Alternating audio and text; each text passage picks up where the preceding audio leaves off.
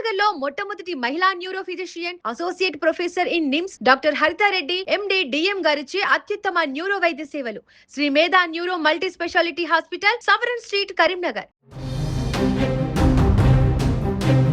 ఏం లేదు, గడ్డి మందు పోసి పిల్లలను బాయిలా తీసి అండ్లేసాడు. వాళ్ళకు కవల పిల్లలు జన్మించడం జరిగింది. ఇద్దరు ఆడపిల్లలు పుట్టారు. ఆడపిల్లలు పుట్టినప్పటి నుంచి అబ్బాయి ప్రవర్తనలో కొంచెం మార్పు రావడం జరిగింది.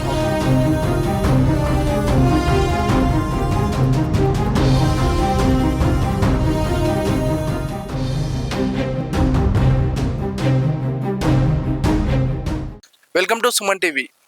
కరీంనగర్ రూరల్ మండలం జూబ్లీ నగర్లో ఒక విషాద సంఘటన చోటు చేసుకుంది. ప్రస్తుతం మనం అక్కడ ఉన్నాము. ఒక కసాయి తండ్రి, కచ్చు శ్రీశైలం అనే కసాయి తండ్రి తన సొంత బిడ్డలైన కవల పిల్లలైన ఆడపిల్లల్ని గడ్డి మందు తాగించి బావిలో తెచ్చి హత్య చేసిన సంఘటన కలకలం రేపింది. మరి ఈ సంఘటనకు సంబంధించిన వివరాలు తెలుసుకోవడానికి అయితే మనం ఇక్కడికి వచ్చాము. ఇక్కడ ప్రస్తుతం స్థానికులు అయితే ఉన్నారు. వాటి మాటల్లో విందాం, అసలు ఏం జరిగిందనే వివరాలు ఒకసారి అడిగి తెలుసుకుందాం.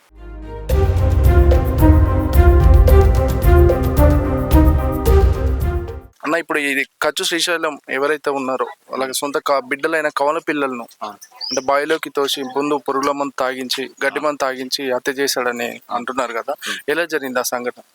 అయితే ఈ సంఘటన నిన్న మధ్యాహ్నం 3 గంటల ప్రాంతంలో తను పిల్లల్ని వ్యవసాయ దగ్గరికి తీసుకెళ్ళిన మాట కూడా వాస్తవమే. భార్యకు చెప్పి మరీ తీసుకెళ్ళిండు, పిల్లల్ని తీసుకెళ్తున్నా ఇంకొక అర్ధగంట తర్వాత నువ్వు కూడా రా అని చెప్పి తీసుకెళ్ళిండంట. అయితే ఈ అమ్మాయి అన్న టైం ఏం చేసింది, వాళ్ళ అత్త మామ కూడా చేను దగ్గరనే ఉన్నారు కదా అని చెప్పి నమ్మి భర్తతో వదిలిపెట్టింది పిల్లల్ని.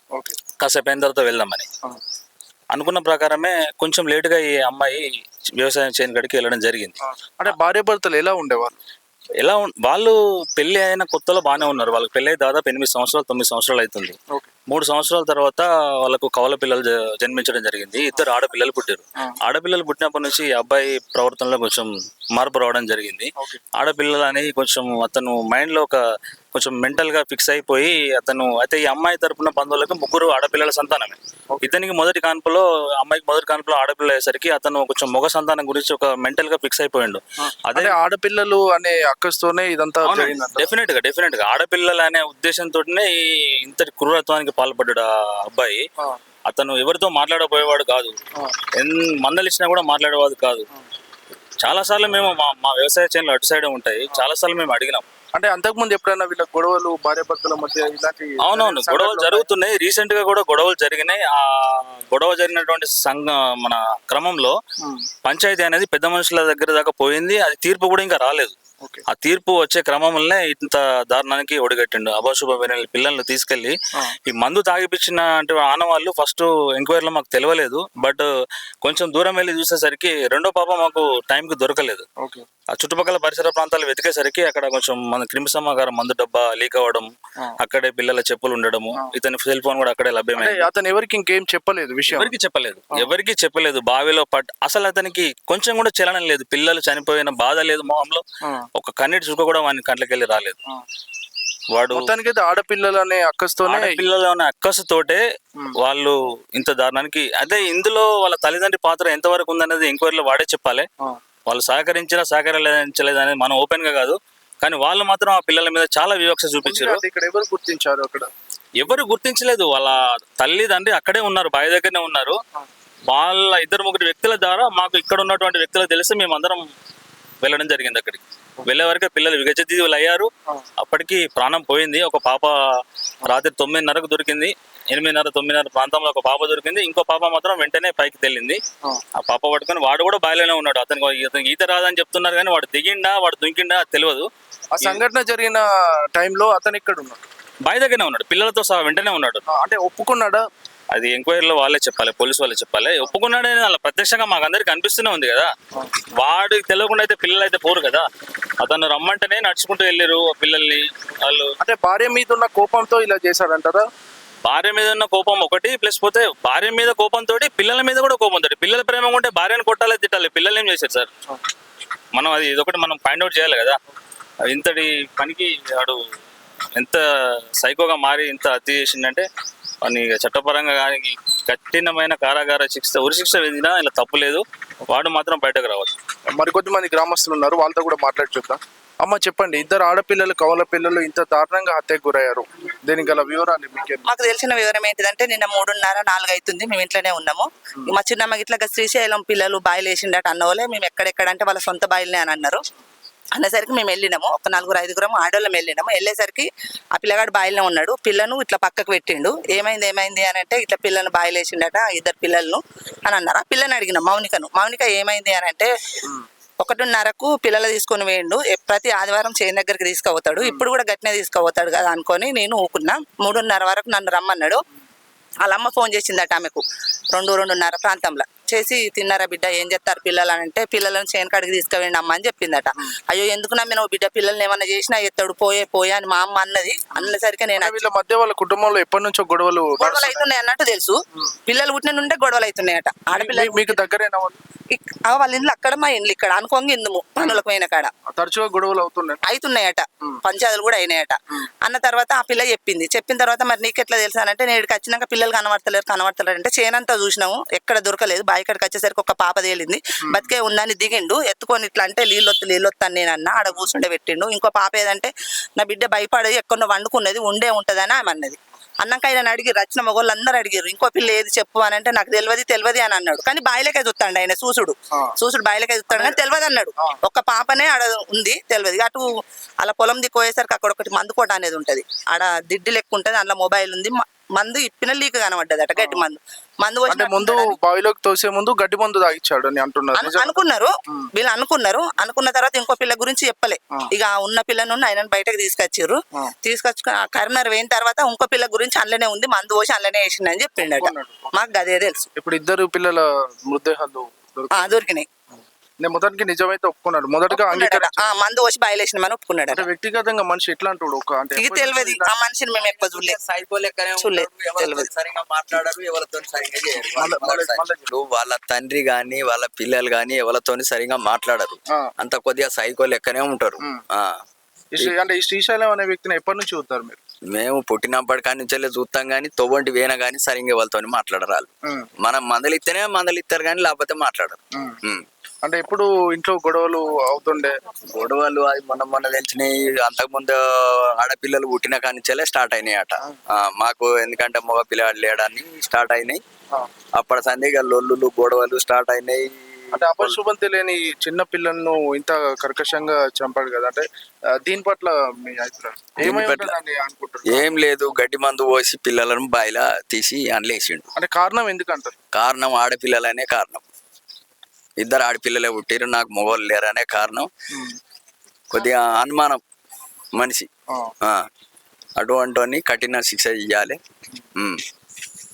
జీవిత ఖైదైనా పర్వాలేదు, అసొంటోని ఉరి శిక్ష చేసినా కానీ పర్వాలేదు.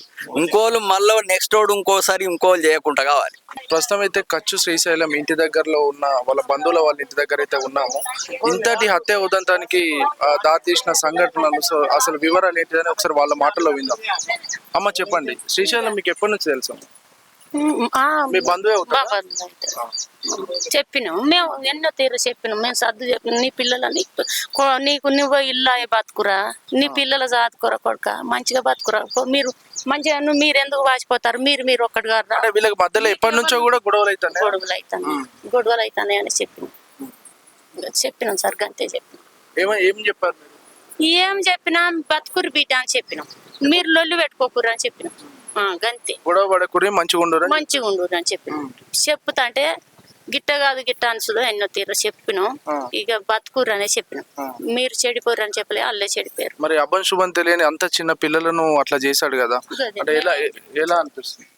మాకు బాధ అనిపిస్తాం సార్, మేమేం చేస్తాం వాళ్ళను, పిల్లలు వద్దా అని. అంటే ఎందుకు ఈ పిల్లల వల్ల ఏమైనా గొడవలు వచ్చినాయి? లేవు, పిల్లలతోనే పిల్లలు ఎందుకు పుట్టిరనే ఉన్నది, ఆడపిల్లలనే ఉన్నది, ఆడపిల్లలనే ఉన్నది. ఆడపిల్లలు వద్దు, పిల్లలు పుట్టిన కంచెలు 5 ఏళ్ల నుంచి అమ్మోళ్ళ ఇంటికన్నా ఉన్నారు.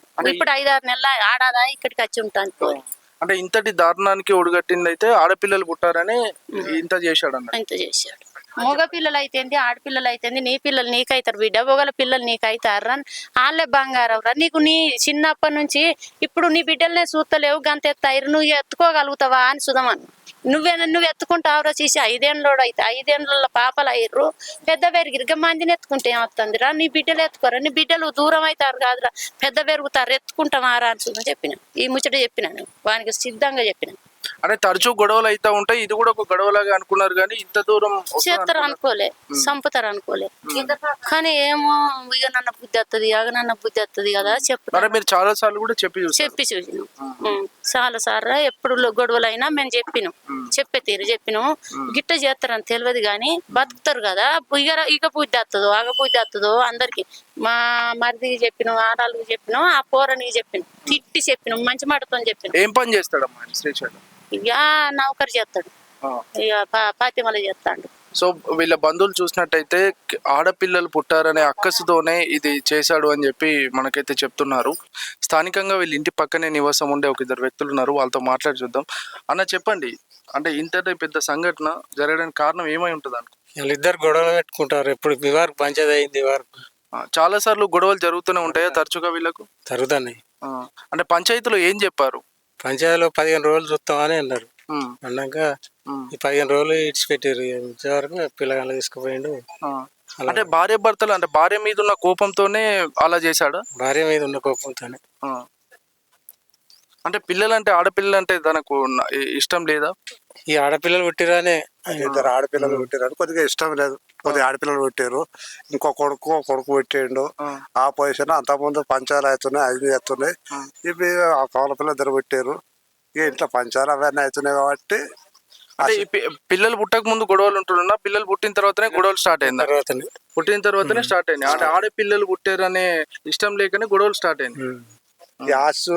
ఆస్తి రూపకంగా కానీ వాళ్ళ అత్తగారు ఎక్కడో పోయో ఇచ్చిరట. అది ఆస్తి రూపకంగా కావచ్చు, లేకపోతే ఆడపిల్లల గురించి కావచ్చు, మొత్తం మీద అయితే పిల్లలు పెట్టిన స్టార్ట్ అయినాయి. మీరు ఎప్పటి నుంచి చూస్తారు శ్రీశైలం? ఇక్కడే ఉంటున్నా? ఇక్కడనే ఉంటారు.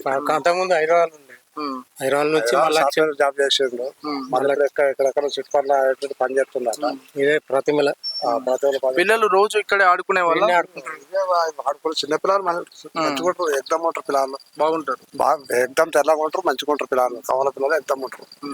ఇక్కడే మంచిగా రోజు ఆడుకోవడం మంచిగా ఉంటారు. కాకపోతే ఏంటంటే నమ్మించి తీసుకుపోయిండు. ఇది అక్కడ ఏం జరిగింది అన్నది మన తెలియదు. ఈ లొల్ల విషయాల్లో దేని విషయాలు అన్నది మన తెలియదు. అంటే ఎప్పుడు గొడవలు జరుగుతూనే ఉంటాయి కానీ ఇంత దారుణం జరుగుతుందని సుత ఊహించుకోము. ఇప్పుడు ఈ పిల్లాడైనా కానీ పట్టణాలు ఎత్తాడు, ఏది ఒక పట్టణం అది ఇది ఆదేశం కడతాడు, అన్ని చేస్తాడు.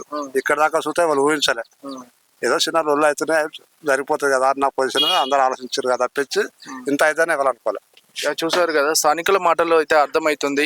అంటే వ్యక్తిగత ఇంట్లో భార్యతో కలహాలతోని అంటే తన పైన కక్ష పెంచుకొని అపశుభం తెలియని 2 కవల పిల్లల ఆడపిల్లల పైన ఆడపిల్లలు పుట్టారనే నెపంతోనే ఇలా ఇంతటి దారుణానికి ఒడిగట్టారని అయితే స్థానికులు చెప్తున్నారు. కెమెరామెన్ చింటూతో సదాచారి, సుమన్ టీవీ, కరీంనగర్ నుండి.